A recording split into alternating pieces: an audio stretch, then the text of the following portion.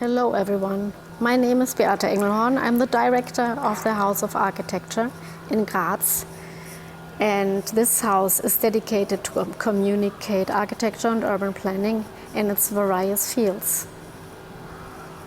I'm standing in the courtyard between our house and the Kunsthaus, House of the Arts. The housing block is an ensemble of different buildings from different centuries. The oldest one is our House of Architecture, a Baroque palais built in 1742 and part of the Unesco World Heritage Protected City Center of Graz.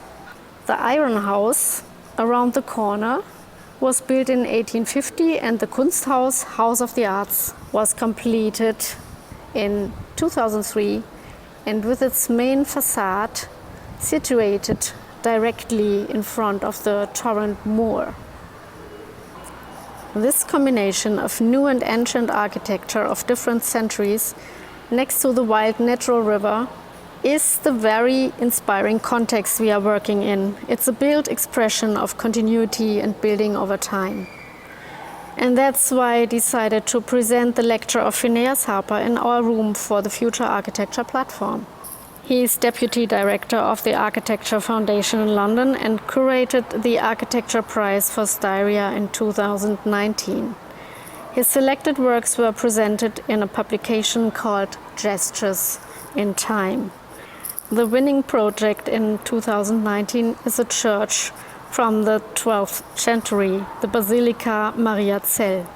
Over decades, this project was carefully accompanied by the architects Pfeiffer Fritzer from Graz. Step by step, they sensitively implemented designed measures to adapt the functions to today's needs. Finn Harper's lecture is a plea to slow down, to care about the surrounding context as well as for social equity, and to act as a cultivator for culture. Enjoy the lecture and take your time. Thank you for having me. It's a huge pleasure to be here, quite an honor to be invited. They asked me to speak for an hour. I'm going to try and make that a short hour, partly because I think lectures are good when they're swift, but also because I came here by train, and so I'm a bit tired from what was an incredible but extremely long journey yesterday. The reason I came by train speaks to the topic of this lecture, and I don't want to waste much time reiterating the context in which we find ourselves, which I'm sure is extremely familiar, but I think it's worth just kind of noting that a few days ago, the British Parliament declared a state of emergency about climate change. The last time the British Parliament declared a state of emergency was in 1973 to impose a 3-day working week. So this is kind of quite a big deal that even a kind of conservative-led, extremely fiscally neoliberal government is somehow trying to recognize this situation. And I think for us as architects, this kind of question becomes, what should architecture be like in a state of climate emergency? What would it mean to respond responsibly to such an emergency, whether we're architectural practitioners or curators or critics or whatever? Luckily, I have good news for you, because if you cast your eyes about the websites of any of the major architects in town, it turns out all buildings are already sustainable, because Ken Yang's forest-clad towers in Kuala Lumpur are saving the planet by design. Norman Foster's Bloomberg headquarters in London, which used 10,000 tons of sandstone just in the cladding, are the most sustainable office building in the world. Bjarke Ingels' power plant puffs about a ton of CO2 into the atmosphere with every 10 smoke rings, is the cleanest in the world. In fact, the smoke rings never arrived, and we're just left with smoke. But still, it's very, very clean smoke, so we're told. Clearly, there's a lot of spin and arguably lies going on here, but I think we should somehow take heart, because in a way, these ridiculous claims indicate that we are winning the battle at some level. At some level, we all now recognize, even Bjarke Ingel recognizes, that architecture needs to be in symbiosis with nature. We're craving the right stuff. We just can't quite figure out how to get there. And I think this is true for much of capitalism. Take, for example, this advert, sort of iconic series of adverts for Patek Philippe. In it, we see a very handsome father and his son. Let's sort of analyze this for a second. The father seems to be an experienced sailor. He's not wearing a life jacket. He seems to be teaching his son a knot as they glide through a tranquil harbor. There's a sort of lighthouse in the background, so they're not too far from the coast. I find this an extremely seductive image, especially someone who doesn't have children, I guess. For me, it speaks of life lived. It speaks of the love and respect of a son. It speaks of hope for the future. It speaks of the serenity of aging well. It even defies death to some extent, invoking the feeling that families and traditions can endure long after we have gone for generations. All those things are the things that the advert is trying to sell you. And yet, in fact, at the end of the day, the product is a mechanical wristwatch and a pair of cufflinks, which in no way live up to the promise of the advertising. But we should take heart, because the ideas in the advert are really, really rich ones. They are what makes life worth living. It's the product that is lacking, not the philosophy. And I think this is sort of where we're at with sustainability. It's where we've been at for quite a long time. We're reaching in the right direction, but the products are just not up to scratch. But that is a cause for hope, and this hopefully will be a hopeful lecture, because I believe green is the new black. I believe that caring about global warming has finally become cool, and that the most intelligent, creative people in architecture are now working at the sort of front line of a new ecological movement. But in order to raise our spirits in that kind of hopeful way, I'm first going to bring them down. So I trained at Cardiff, which is an architecture school in the capital of Wales on the west coast of the UK. And I did so because even at the time, I kind of got the impression that Cardiff was a university which cared about the planet. It was a leader in the field of sustainable design. And it sort of is to some extent. They're very good at solar modeling, which is what this facility is. This is huge. This is bigger than this room. It's a like sort of sky dome. They're very good at heating and ventilation optimization. They're kind of good at timber technology. And yet I can't pretend I was kind of extremely disappointed to find out that this is what it was all building towards. This is the UK's first zero-carbon house. In fact, negative zero-carbon house. So it produces more energy than it uses. It was completed in 2015. The project was led by the head of school at Cardiff. It is the Salsa House. It works by creating an airtight interior, not dissimilar to a passive house standard, and then constantly controlling that interior by kind of computer-controlled mechanical ventilation. Even as a student, I thought, this is an absolute disaster. This is architecture which works by separating people from the planet. It's an architecture which treats humans and nature as adversarial, whose interactions must be rationed and managed by computers because we can't do it ourselves. This is an architecture which is completely unscalable, right? We can't roll this out to 7 billion people. Not only that, it's fucking ugly, right? This has got the sort of aesthetic appeal of a dustbin or I don't know, an industrial incinerator or something. How could architecture like this possibly galvanize the imagination, popular support, or political leadership that is required to address a problem as serious as climate change? I sort of was in a state of despair. And yet, what other options were there? I remember a lecture from the Danish firm C.F. Møller, who came to present their work on the Natural History Museum with this building, the Darwin Center, which is a kind of giant concrete egg full of laboratories and some exhibition spaces. And in the lecture, he said, this is a sustainable building. And after, our student, might have been me, said, what do you mean it's sustainable? It's a huge concrete thing. Like, how can this possibly be sustainable? Don't you know the carbon emissions of concrete, blah, blah, blah. And he basically said, what you're forgetting, you arrogant student, is that this building is going to last for 200 years.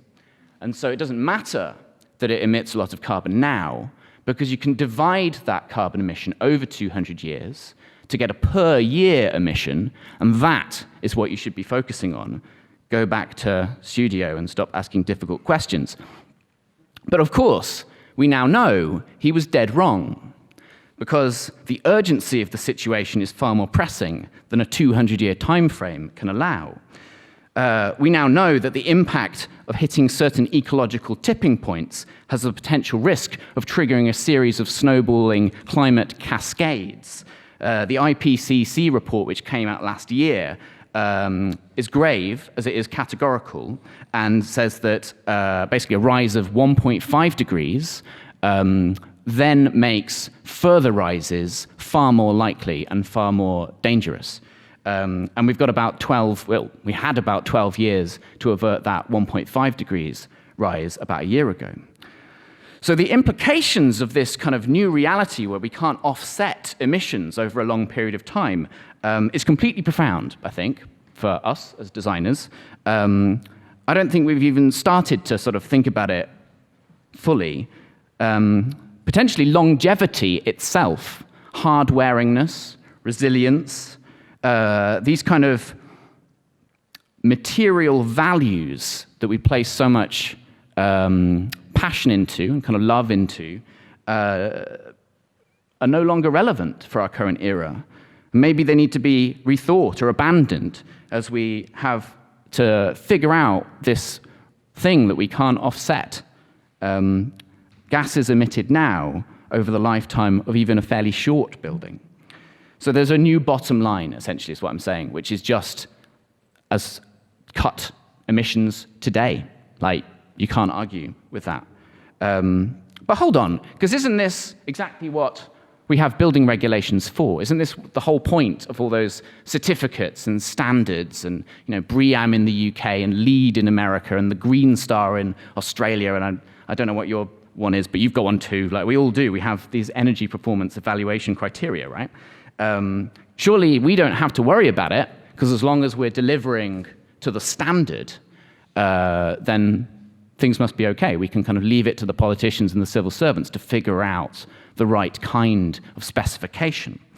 But I think there's a risk there, because I'm not going to argue that building standards are a problem, but I might argue that there's a problem with building standards. Because if you're a teacher and you're teaching for the exam, you might end up with a good grade at the end. Your students might end up passing the exam. But there's a long-term consequence, which is that you're missing out on a much more holistic picture, which might come back to rob your students of a wider sense of education in the future. So let's take a little story. This is the Bloomberg Building, as I've mentioned. It is the most sustainable office building in the world. It's by Foster & Partners. It won the Sterling Prize, not least for that claim. It cost about €1 billion. Very expensive building. It achieved the British standard, BREEAM, of outstanding. Surely, if there is an architecture which can prevent a rise of 1.5 degrees, this must be it. Let's watch a little video. This is Spencer de Grey, who is the head of design at Foster & Partners. He's presenting it in China, and I've cut out the Chinese translator from this clip, so it'll jump a little bit. Sadly, all this is not enough. We've been working with the United Nations, and the first task that we carried out was producing a visual interpretation of the Paris Agreement. And as you know, the Paris Agreement, one of the demands it makes is to limit the increase in worldwide temperature to no more than 2 degrees, ideally 1.5 degrees from now.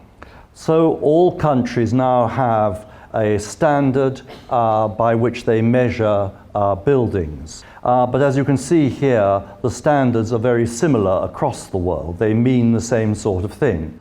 And the high-grade, well-performing buildings, like I've been talking about, probably achieve only a 3-degree or 4-degree or 5-degree, or do achieve that amount of increase. It's too much.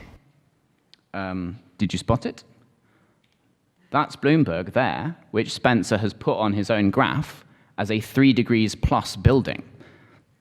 So that's like quite a serious thing. Even the most sustainable office building in the world has us on track for 3 degrees warming and above, according to its own designers.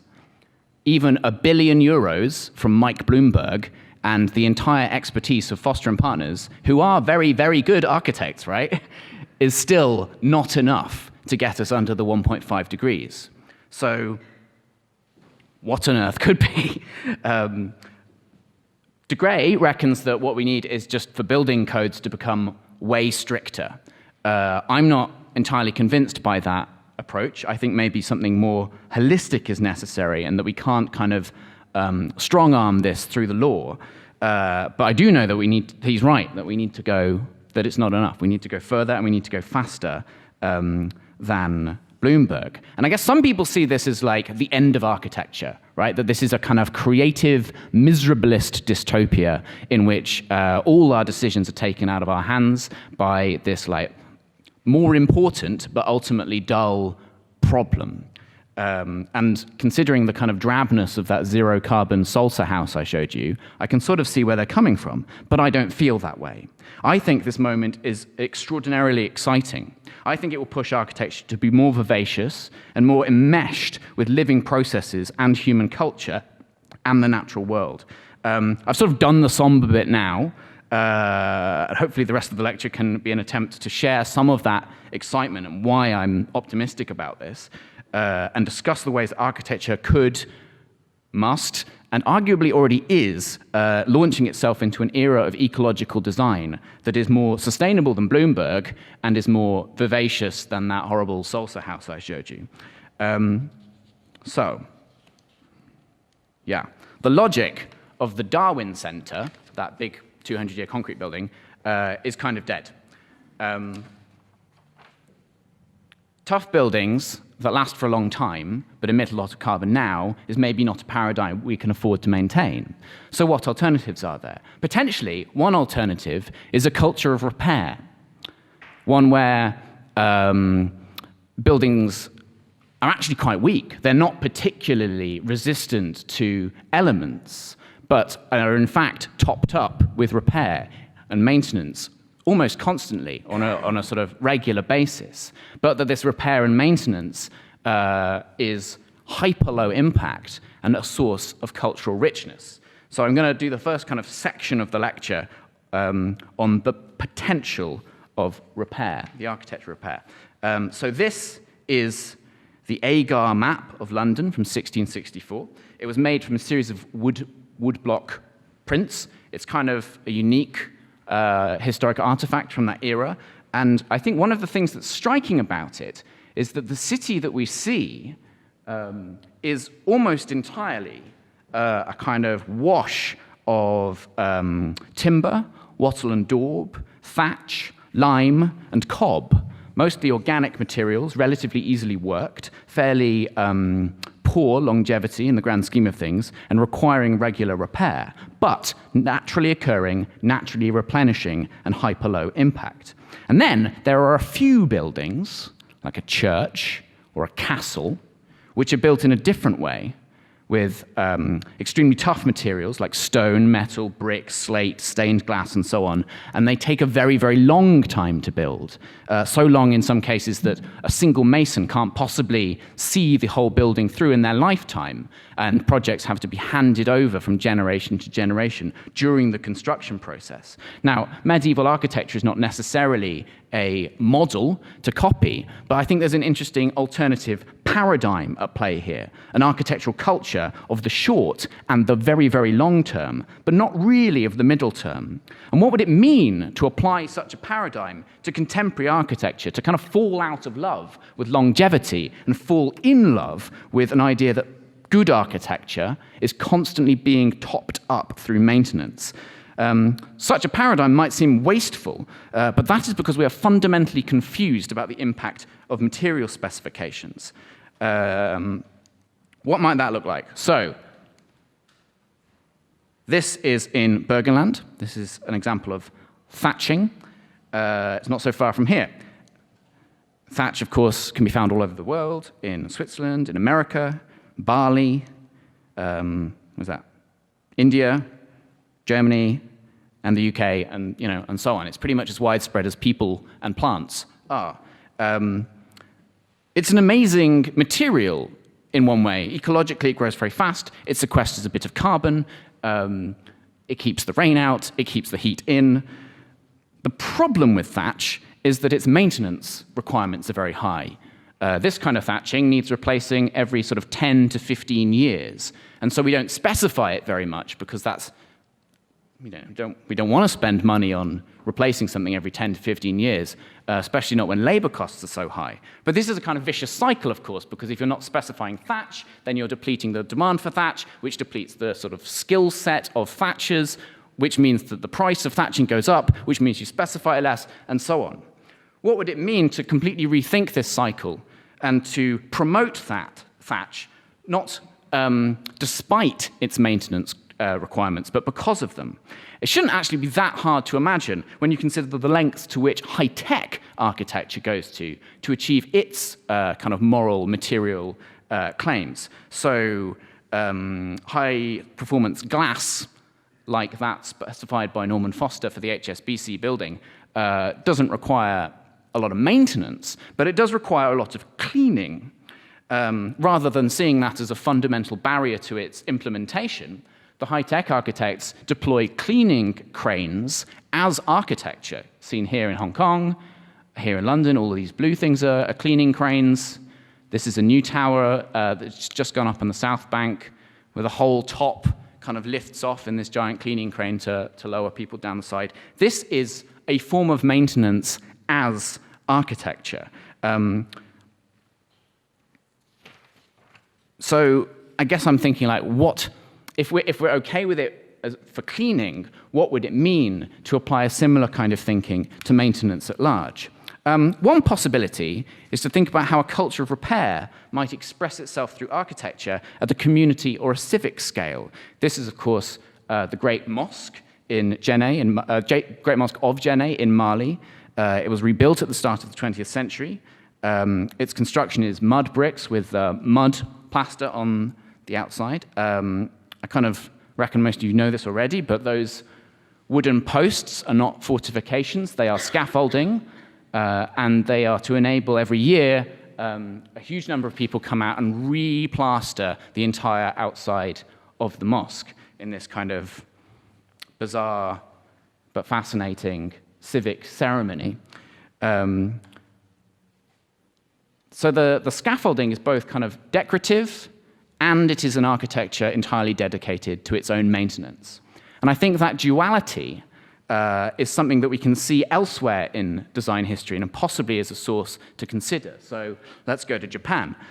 This is borrow technique. It's a very distinctive way of repairing garments. It comes from the Edo period, where essentially the peasantry of Japan are so poor that they can't really afford silk or cotton. And so constantly are repairing their garments with scraps. And they use this very kind of systematic way of stitching to do that. Garments are handed over through generations to the point where it's hard to tell where the original garment started and the new one began. I think it's important not to romanticize this. This is a form of design that has come entirely from a context of extreme poverty. But on the other hand, it's hard to deny that this is an extremely seductive and tactile form of design, and a kind of unique cultural artifact based entirely around valuing repair and caring for things by constantly kind of topping them up. And that sort of flies in the face of fast fashion that we're all used to today. Another precedent, also from Japan, is, of course, Kintsugi, so it's the art of repairing a broken pot by using lacquer and then brushing it with a precious metal such as gold. And I think there's something in both Borrow and Kintsugi which is revolutionary in its celebration of the constantness of repair. The job is never done, the garment is never finished, the building is never complete.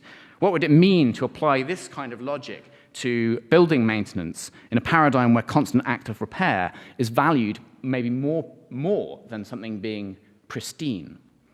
More contemporary example could be Jude Dennis. So she's a furniture upholsterer. Jude works in various ways, but one of the threads of her work is sort of a similar kind of tactic of making very visible repairs. So this is a leather armchair where she has added a kind of Hessian underlay and then very, very carefully stitched it together. So nothing is hidden, the tear is very clear, and yet it's returned to a functional state. And arguably has a kind of character that just throwing away the chair and getting a new one, or completely reupholstering it, would not have had. This is another example, so this is sort of before and after. A tear in a green sofa is repaired with some linen and this kind of scattering of blue and orange stitches, which attempt to rehabilitate the imperfection into the fabric of the sofa, adding I guess, a kind of like history to the object.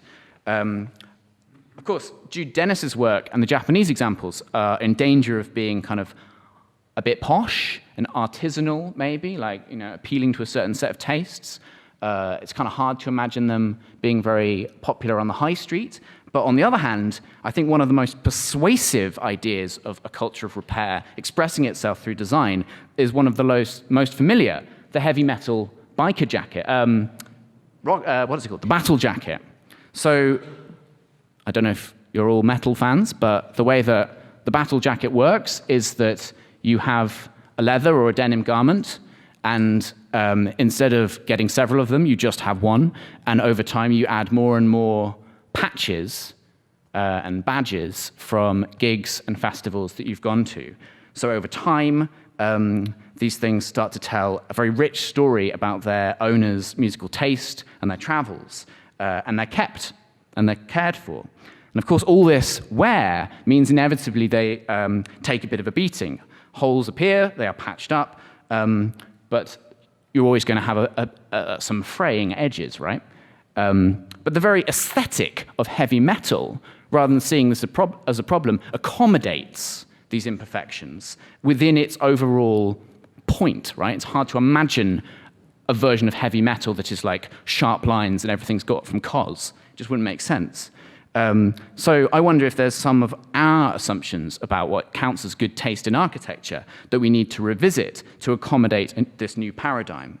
But of course, for repairs to be possible, they have to be permitted, which is easy enough in the case of a jacket, but in the case of real estate or property, raises important questions about ownership and agency. We need to understand that repair has to be enabled before it can take place. As I understand it, homeownership in Austria is lower than in the UK, but it's still about half of people own a home rather than renting a home. It's about 70% of people in the UK.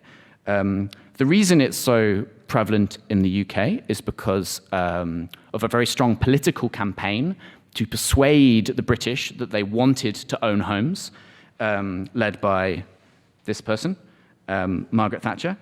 So she sort of pushed this idea that there's something not just financially lucrative about owning a home, but like morally good and empowering. So I'm going to play you a clip. People want a home they can call their own.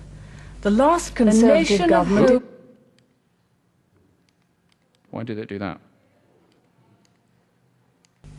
A nation of homeowners will be self-reliant, independent, and able to do what they want with their own lives in their own homes. Isn't that nice? She's so creepy. It's okay, she's dead. All this is kind of more spin, right? This is kind of political grandstanding, because In fact, home ownership is not a route to empowerment at all, or at least decreasingly is a route. Many contemporary houses are made in a way which both technically and legally inhibits their owners from making substantive changes or even kind of microscopic changes. So structure, plumbing, electrics, etc., often hidden. Restrictive covenants and leases often like prohibit the owner from making changes without the permission of like a sort of a super landlord, a head leaseholder. So what would it mean to design architecture which is intuitive to repair rather than confusing? And I think there's another lesson we can take from product design here.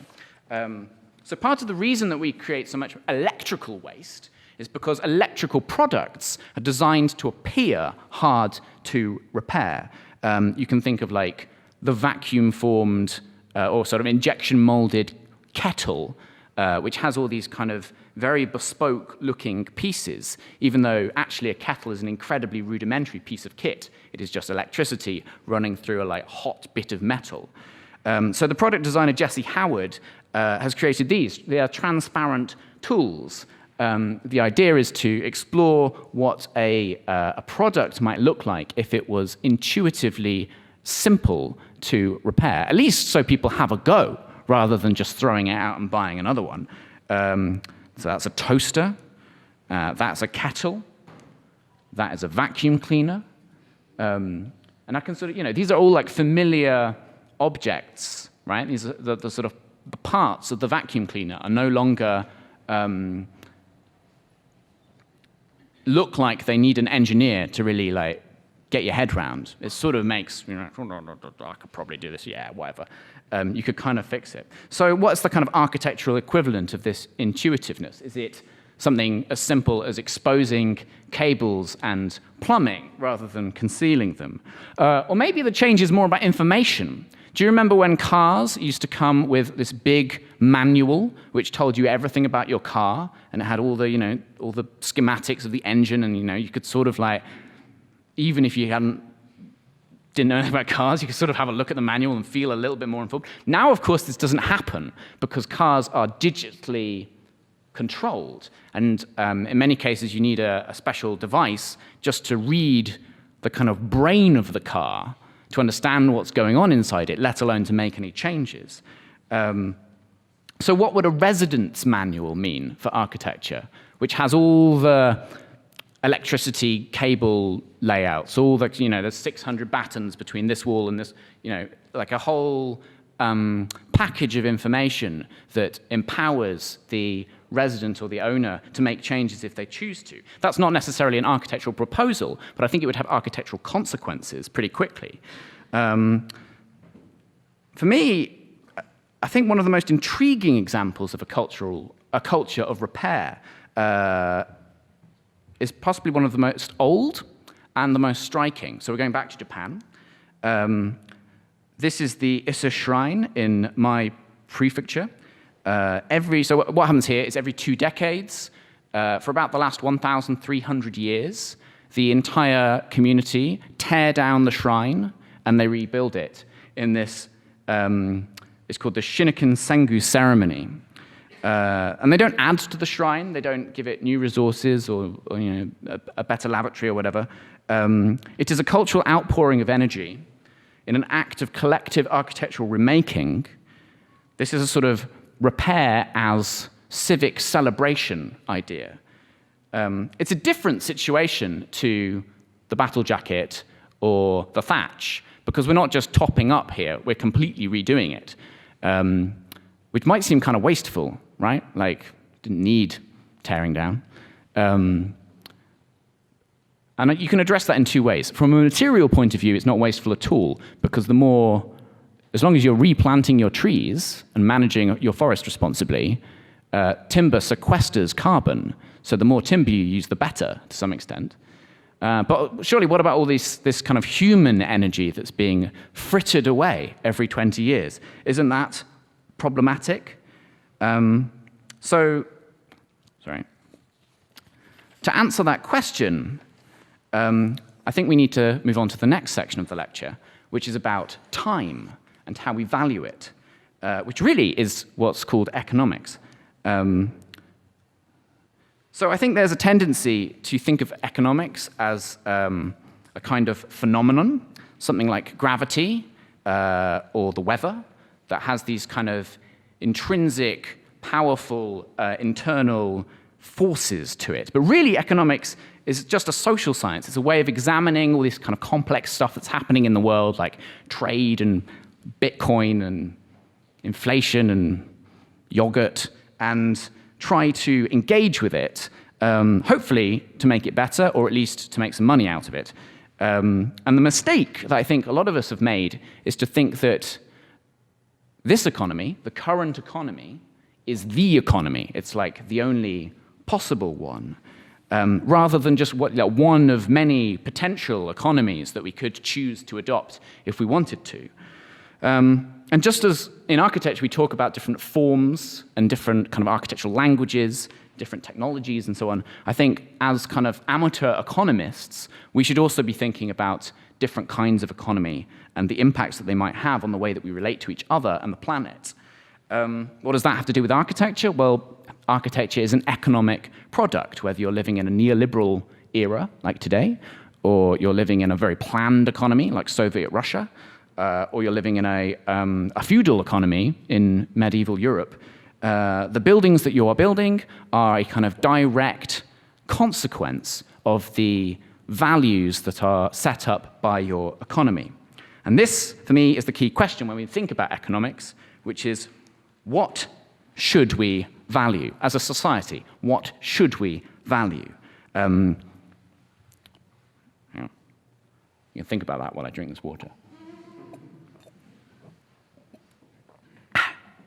So, different economists propose different answers to this question. We are, I guess, living in a broadly neoliberal economy at the moment, pioneered not least by your guy, Friedrich Hayek. So he and most contemporary economists reckon that what gives something value is how desired it is by us, by the market, by people. So stuff that is desired is what is valuable, and there's no difference between those two things. Marx had a different idea. Marx sort of broadly thought that what gave something value was how much labor had been spent on it. So he famously talks about the difference between 20 yards of linen and one coat. And there's lots more material in the 20 yards of linen, but the coat has had more labor put into it because it has been tailored. And so they are of equivalent value, even though their material conditions are different. So, different kinds of... I guess what I'm trying to say is I think it's fascinating to think about other kinds of economy, because those are just two schools of thought, and they're quite old-fashioned ones. And it's fascinating to imagine what architecture might be like in another kind of economy. Arguably fascinating, but also crucial, as I guess it's becoming kind of clear that our current economy is just not really equipped to deal with the challenge of climate change. To be honest, I'm not sure a Marxist economy would be equipped to do that either. But maybe there are some other ones that we could look at. So feminist economics, for example, feminist economics predictably kind of is interested in gender relations, it's interested in the history of the invention of sex, it's interested in the ways that men and women are kind of asked to behave differently in economies, and how the labor that is associated with gender is valued in different ways. So for a feminist economist would be interested in revaluing forms of labor which have been historically devalued and associated with women. So childcare, care of the elderly, domestic labor, and community work, which are often completely unpaid, even though they are absolutely intrinsic to the operation of society. And an example of architects exploring feminist economics could be seen in the London-based studio Edit Collective, so 7 women, quite young, contributing to the Oslo Triennale, And their research explores the architecture of the nuclear family home and the kind of apparatus that accompanies it. So there are lots of criticisms you could level at the nuclear family home, but the one that they're interested in is the distinction between the private domestic work and public professional work. So in their research, they imagine a kind of parallel timeline where domestic labor has never been confined solely to the home and foisted entirely on unpaid women, but is rather undertaken collectively. In this timeline, household appliances, which we know as to be designed for the use by a single homemaker, are instead apparatuses for collective labor, such as the 3-person vacuum cleaner.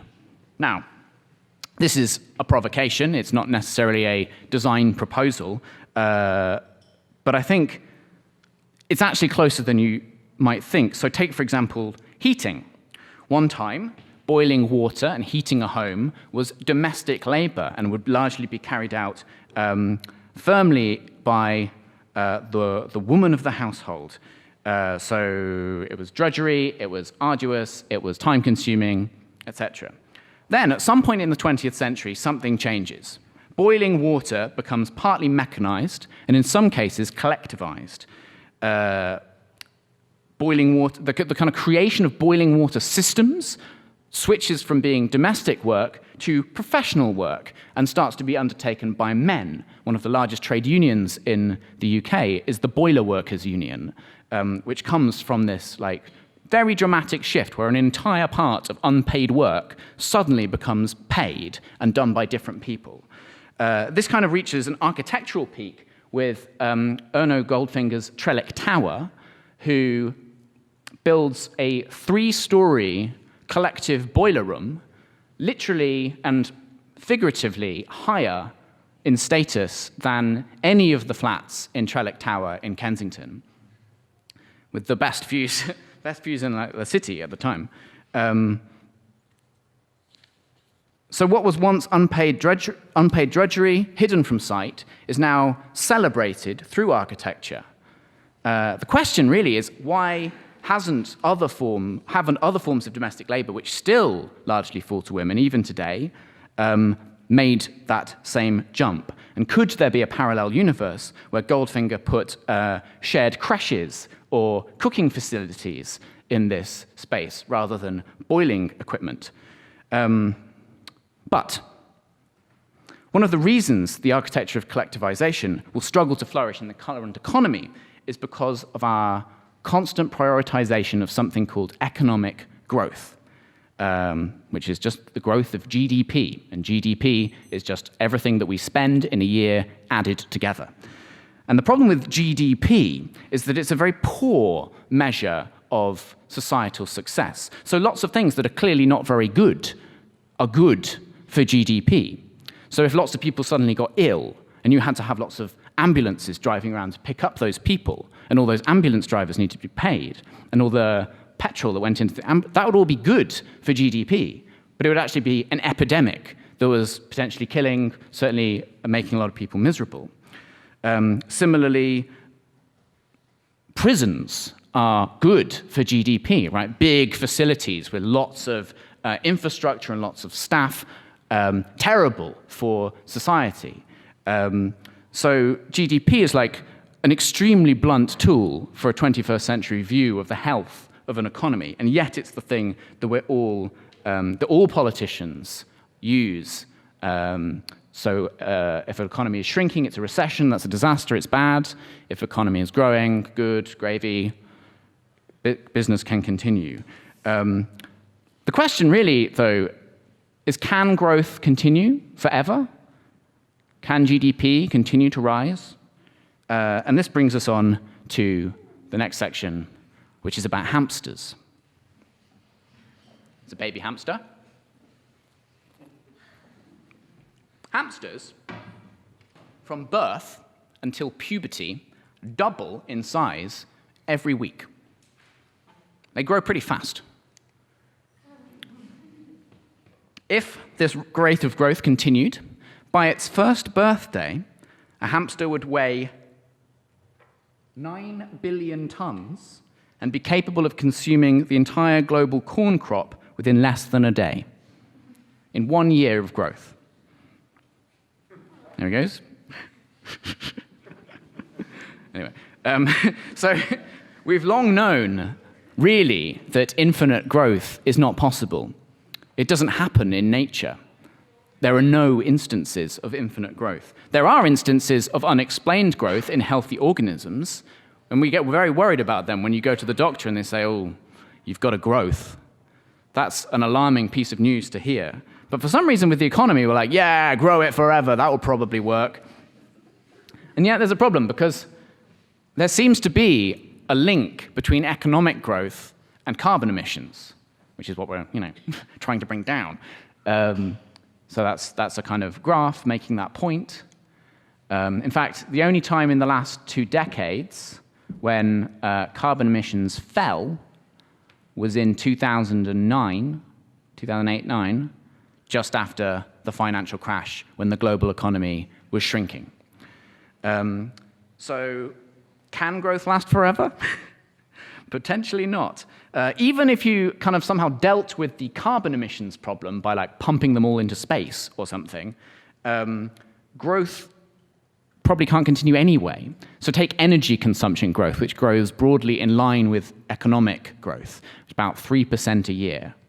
Doesn't sound like very much, but a growth rate of 3% a year means doubling roughly every 20 to 23 years. And you know what happens when things double and then double and then double and then double is they get very big very quickly. So within only a few hundred years, about 400 years, if we grew our energy consumption at 3% a year, we would need about the energy of the entire sun to power our economy. And I don't mean like the energy from the sun that gets to Earth. I mean the energy that comes out of the sun, which, if you know anything about physics, is a huge amount of energy. And that just is there to illustrate that like things cannot grow, even slowly, forever. At some point, there will be a natural limit. And although economic growth probably can continue for a bit longer, it probably can't continue forever. And we need to figure out what to do about that. So to think critically about growth and how it relates to architecture, we need to think about productivity. Because productivity is a good thing, right? We're taught this as kids. Don't be lazy. It's one of the 7 deadly sins. Laziness is bad.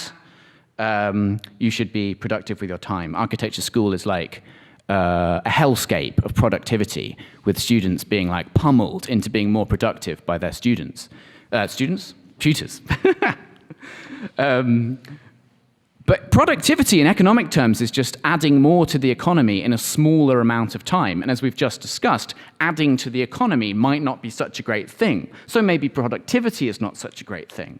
So what do we do about that? Well, I'm going to tell you another architectural story. This is Keddlestone Hall.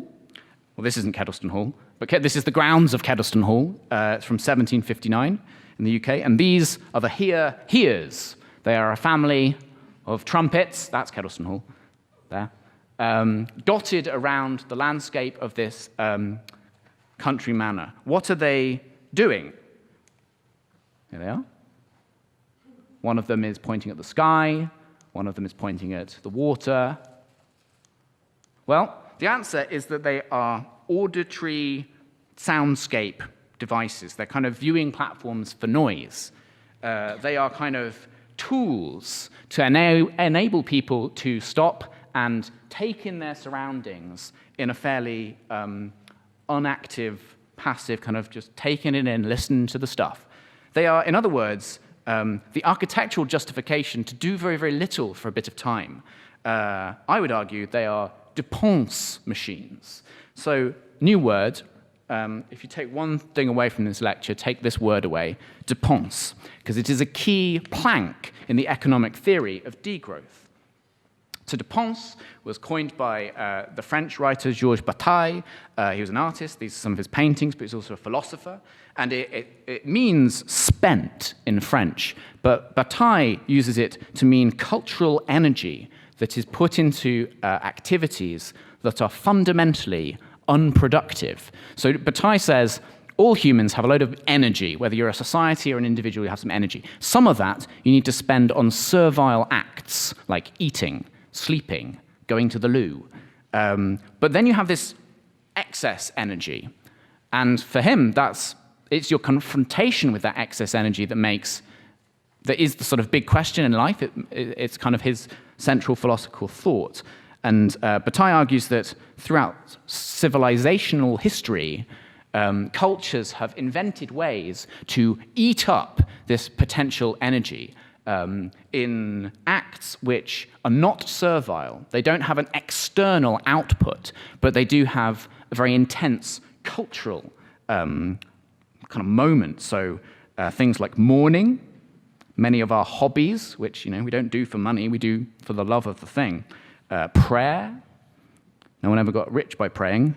Meditation, religion at large, arguably. Play, spectacles and the arts, sports to some extent. Obviously there is a sports industry, but like the kind of purer form of sports is nothing to do with that. Romance and sexual pleasure. So dépense could be something as simple as taking the scenic route home on your way from the train station, rather than the quickest route. Or it could be something bigger. This is the Kumbh Mela, which is the largest human festival on Earth. It is in India. This one is in Haridwar. And it's attended by about 150 million people. Estimates vary. So it is like beyond big. This is cities upon cities upon cities. And the infrastructure that has to be in place to accommodate that many people every 3 years, I think it happens, is colossal. What are they doing? Well, they're coming to bathe in the river in this sort of gigantic outpouring of cultural energy. Another way to think of culture might be much more familiar, because it relates to play and to children, and we all did it at one point. So I want you to watch this film. It is shot in Haro no Ogawa Park in Shibuya, in Tokyo. I shot it for the Venice Biennale. I was making a film with Ensemble a couple of years ago. And the question I'd like you to ask yourselves in your head while watching it is, what is this child trying to do?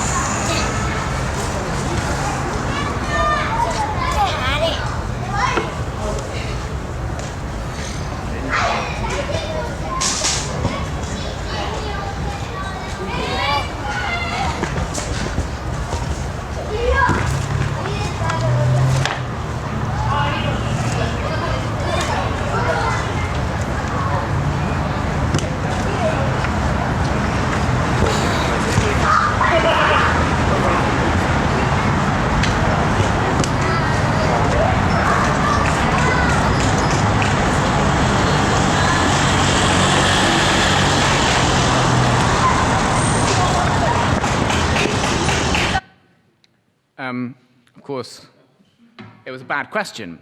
He's not trying to do anything, he's playing. Psychologists call this deep play, and it doesn't happen all the time. Children tend to do it when they're not being supervised by an adult. And the reason that is because adults are very bad at playing. And we'll often encounter a child and say, "What are you doing? Are you trying to build a house? Are you trying to, whatever?" Which is a fundamental misunderstanding of the purpose of play, which is inherently something self-directed and potentially destinationless. So the whole kind of, it's a thing that adults do. We try to apply the concept of productivity and external outputs even onto something which very, very clearly doesn't have any, like deep play. So, how are we doing for time? Doing okay? So to play is a kind of dépense activity, and clearly there's a kind of architecture which can enable dépense, like an adventure playground. But is there a kind of architecture that is dépense in itself? I think that's a kind of good question, because architecture always, to some extent, requires materials, labor, trade, and maybe those things just like intrinsically make it part of economic growth. But I'm not sure about that. And I think to some extent, dépense can be found in the architecture of folk rituals, many of which are autotoletic, meaning that they're not really done for anything other than the act of doing them in themselves. They are their own reward. And this is exemplified by many folk traditions, such as maypole. So I think you've got maypoles, we've got maypoles. Your maypoles are bigger than ours. But ours have ribbons. And the reason they have people say this is like paganism, but it's not really paganism, it's culture. And what we do with our ribbons is we make these kind of very complex textured patterns by kind of doing amazing dances where you go around the maypole with your ribbon. I say we like it happens all the time, but it does still happen. And is there a kind of architectural idea in here that a kind of joyful cultural ceremony, like a maypole dance, creates a structure, or creates an aesthetic system? So that's maypoles. We designed a maypole. This is an interrobang maypole, who are the engineers I'm doing Oslo with. It's a kind of contemporary version of one, trying to kind of situate this idea in the city. We didn't win.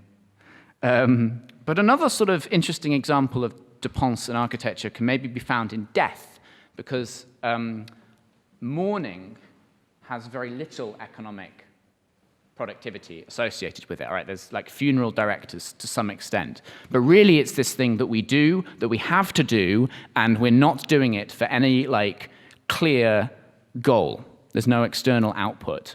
It is its own reward. And architects have had all sorts of attempts at working with death in various ways. So this is Sandy Wilson's grave, who designed the British Library. It is in the shape of the British Library gate. Like, kind of funny kind of humor that only works once you're dead. Good joke. But like, I really want to zoom in on one particular example, which is the work of the American artist David Best. So Best is most associated with the Nevada festival Burning Man.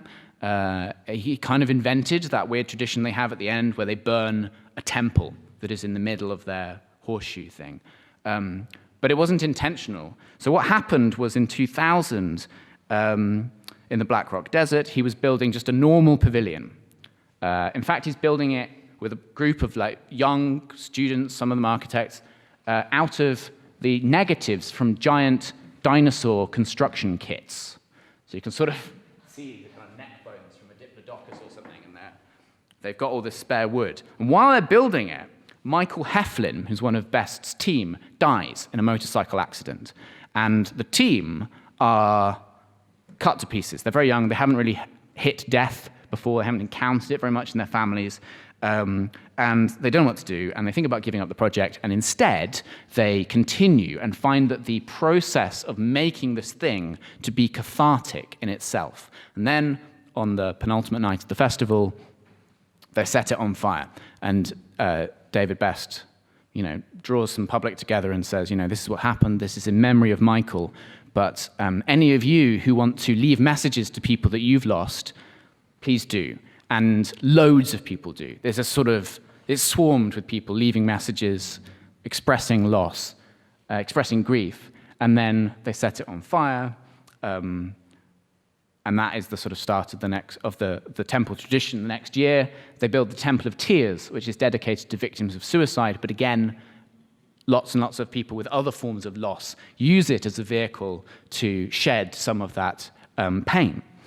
Now, Northern Ireland, David Best was also asked to work in Northern Ireland on a similar kind of healing temple in 2015. Northern Ireland, I don't know how much people know about Northern Ireland. Certainly the English don't know anything about Northern Ireland.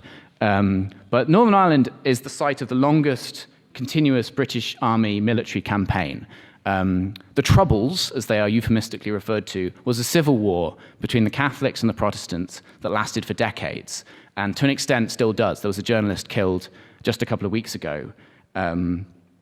This is very embarrassing for the British, so they don't often talk about it, but that's the kind of context that we're in. And as a sort of part of that civil war, people build these incredible structures. I mean, this is a sort of folk architecture made of pallets that is kind of mind-boggling. It's just made by, like, the local lads. But it's quite a horrible thing, because these are not towers, they are bonfires. And that is an effigy of Gerry Adams hanging from one of them. He's a prominent Catholic politician. And then they are burned, and this is a sort of very intimidating thing. If you imagine one of these things at the end of your road, and you know that it's being burned to scare you, that is quite nasty. So Best was commissioned to kind of subvert this culture of intimidation by building one of his timber structures. So he comes to Derry, which is near the border, and he works, this is the Catholic side of the valley, he works with Catholics and Protestants from like schools and community groups and, you know, whatever, all over the city to build a temple. And then he invites people to come and, you know, leave messages to people that they've lost. And inevitably, a lot of those messages relate to people killed in the Civil War, either by bombings or by police or whatever. And Protestants who have never come to this part of the city because it is Catholic territory come and they see this incredible view of their city that most of them have never seen before. And then, I mean, it's kind of like amazing, right? It's not very tasteful, but it's amazing. And then it is burned. And I went to see it, and like just a huge number of people turned out, and like there was lots of police. People were worried that it was going to be a riot. In fact, it wasn't a riot. It was this amazing moment of kind of cultural oneness that lasted for a few minutes after, you know, months and weeks of hard labor. Just literally went up in smoke, and we were kind of left with nothing. So in a way, what a massive waste of time, right? In a way, that was a hugely unproductive use of all of those people's energy. But in another way, that act of culture played a role far greater than it would have played if the temple was like still there or had been like used as a jungle gym or something for children. So, I think I'm going to sort of speed up slightly. I think there are examples of dépense that we can find in architectural history too. And in Ruskin's book, The Seven Lamps, he talks about the Gothic as a style. And for Ruskin, the Gothic embodies the fearlessness of a living architecture. So it's a style which can accommodate and nurture richness, and it does so by kind of empowering many, many craftspeople to make very, very small decisions. So what Ruskin does in this book is he goes around measuring Venice and possibly Tuscany, I think. And what he's expecting to find is symmetry and things matching up. So, you know, you see like a facade, lots of similar windows, you think, okay, there's a system going on here. And in fact, as he gets closer and he starts to take these very detailed measurements, you realize there's this huge variety. And the craftspeople have made all sorts of eccentric, small decisions that maybe aren't legible in the big picture, but once you get up close, are quite unique. And he writes, these variations are not blunders, nor are they carelessness. They are the result of scorn of accuracy in measurements. In most cases, I believe they are of a determined resolution to work out an effective symmetry by variations as subtle as those of nature. So for Ruskin, the kind of richness of the Gothic comes from people being free to do their thing in a fairly tactile way without someone kind of measuring and checking that every decision is the most productive or the sort of the fastest or the most closely aligned with the drawing that they've been given or whatever. Compare that to a kind of contemporary production system like the Amazon warehouse. This is a familiar image. These are drones sorting stuff in Amazon. I'm not particularly worried about, I think drones sorting stuff is sort of fine. I'm more worried about this. This is a patent that Amazon filed for trackers that would measure human body movements so that you could optimize the performance of your workers by seeing who was the most efficient worker and then training all the workers to be more and more productive in that mode. This is a sort of similar idea. This is also a patent filed by Amazon. In this case, the human sits in a cage on a drone, so the drone does all the moving for them, because drones are really efficient at moving around, and all the human has to do is operate this little joystick for the mechanical arm, which can do the couple of things that the drone can't yet do. So very, very productive, but involves caging humans. So in a way, I'm not really worried about the roboticization of manufacturing. I'm worried about the roboticization of humanity. And Ruskin's masons have become Amazon's drones, all done in pursuit of this obsession with productivity and economic growth. This is the final dépense image I want to show you. I've got another bit on materials, which we may or may not have time for. But this is a cairn, and I think it's a really good example of dépense. So a cairn is just a pile of rocks. They're sometimes used to mark sacred sites, sometimes used to mark walks. In the UK, they're used to mark mountain routes, so if you get lost in the fog, you can find the cairn and then find your way off the mountain because they show up in the fog. There's no commissioning client, there's no money changing hands, they form themselves organically. Walkers pass a cairn and they pick up a rock and they put it on the cairn, and that's how they're made and maintained, is like completely chaotically, completely organically. And yet, from kind of nothing, life-saving, wayfinding infrastructure emerges. And I guess I feel like if dépense can get us off the fog of the mountain, maybe it can get us off the fog of this kind of creeping, growth-based version of our economy. So I want to talk a little bit about materials, because I feel like you need some like proper architectural stuff. And I've been a bit too philosophical and woolly so far. And I'll try and do this fairly quickly. So this is just to talk a little bit about stone and concrete. This is a piece of limestone. It has a compressive strength of 100 newtons per millimeter squared. You can also make limestone into concrete. You do that by crushing it into gravel or aggregate at one of these plants, which uses a lot of power. You then have to make cement, so you take some of that limestone and you combine it with other ingredients. We cook it in a cement kiln at a temperature of like 1,400 degrees, sometimes more, for many hours.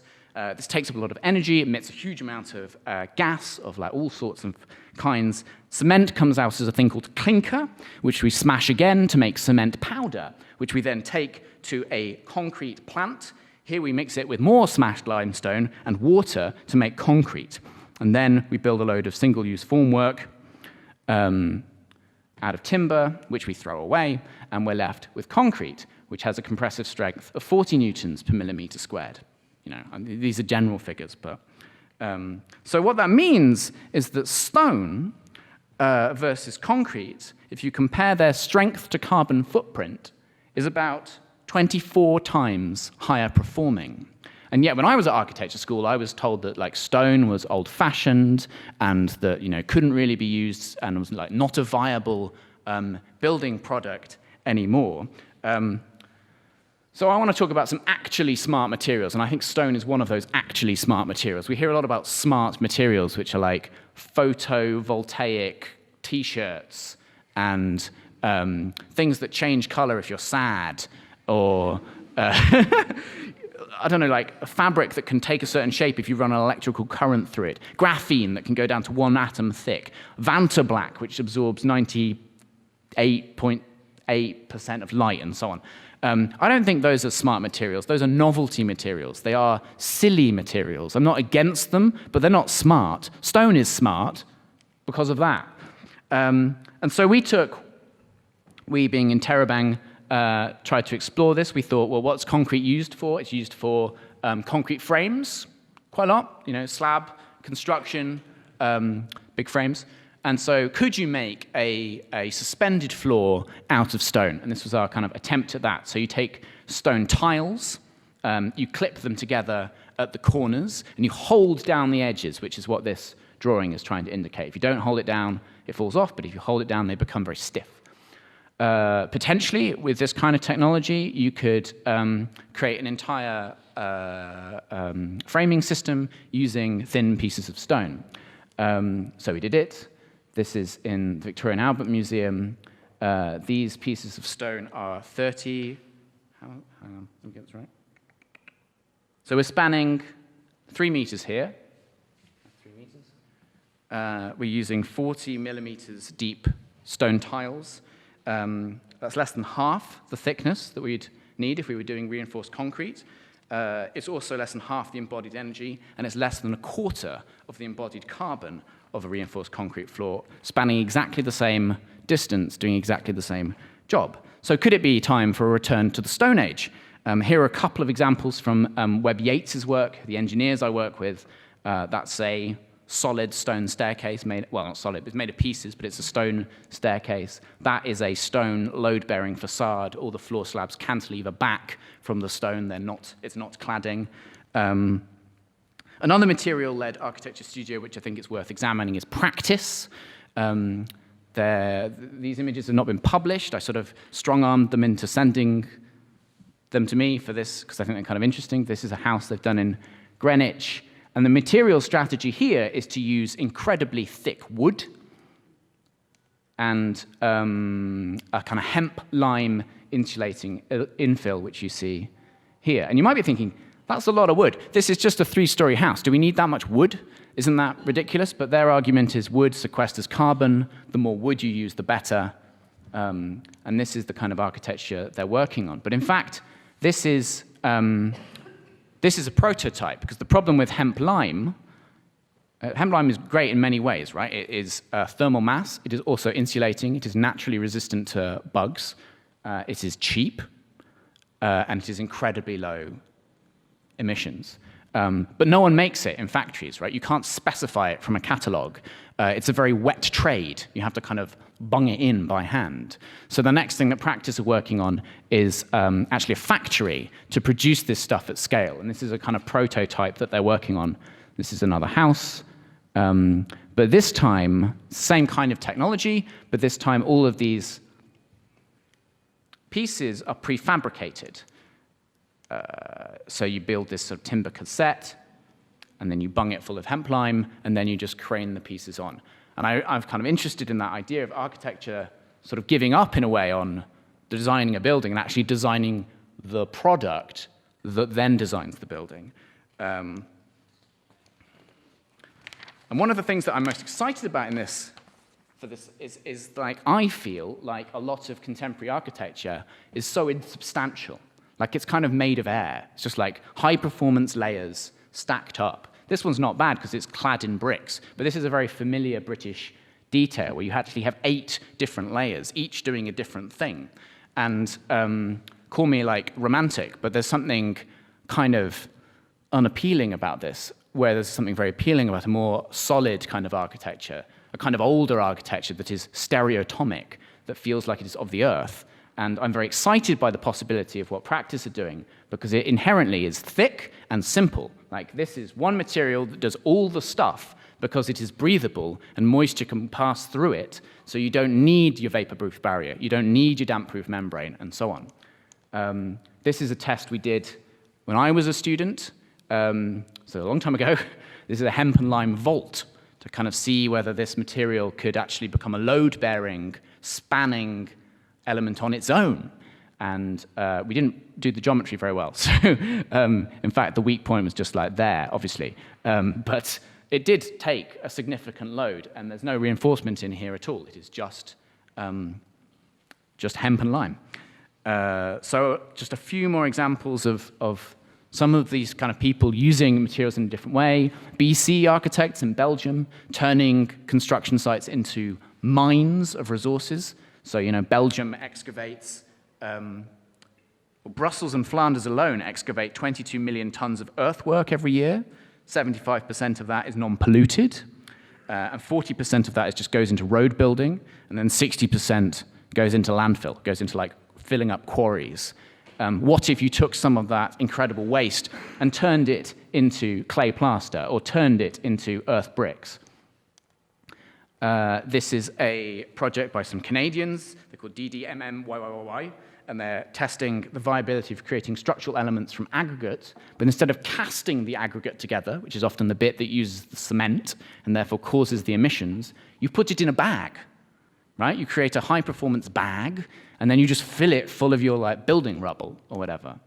And it turns out that actually loose aggregate can perform structural tricks in very interesting ways.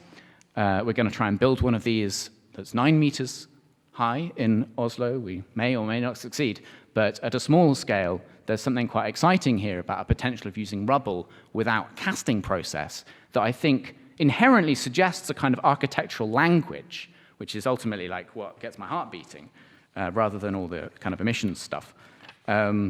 This is bricks made of paper. They provide a similar strength to brick. This is a kind of leather substitute made. It's a South Indian studio called Malai, and they use surplus of gone-off coconut water, and they grow this product. This is like you take corn husks, which are usually thrown away and burned in Mexico, and instead you create this kind of, it's like a hardwood veneer is how it kind of performs. So it's not structural, but you can make a hard surface out of it. These are yoga mats, but they're yoga mats made from algae foam. This is an example of when you can compact leather offcuts to make a product that performs a little bit like wood. And there's another example of a similar thing. And then, of course, mycelium. This is Arab engineers working with mycelium, which is essentially fungus. It's like mushrooms. And then mushing that up, mixing it with some kind of aggregate-y stuff, and then casting that as bricks. And it's, they're sort of soft, they're made of mushrooms, but you can do very large structures with mycelium, and again, the impact is so low that it's kind of not worth even thinking about. So, we're done. We have flashed through talking about this kind of paradigm of longevity and the possibilities of moving away from that paradigm towards one of constant repair, even civic repair. We've talked about the hegemony of economic growth, how it sometimes lets us down, and we've sort of imagined some of the shapes of the architecture and the economies that we might need in the future, and the social. And then finally, we flashed through some stories from the front line of materials research, which make better use of the Earth's minerals and organisms. And I'm afraid my conclusion is like the same slide as I started with. We live in a time of climate emergency. That is becoming clear. What we're doing is not working. We cannot optimize our way out of this. Like a more efficient version of capitalism will not work. We need to try something new. In a way, it's not do we change, but when we change, right? Because of this thing about planetary limits, because of this thing about infinite growth being impossible. The question is not like, should we shift to a different kind of economy? It's when is that going to happen, and what is it going to be like? Is it going to be a very horrible process because we run out of stuff and we have resource wars, or is it going to be something that we can anticipate and design? And I am very excited about it being the latter. Thank you very much.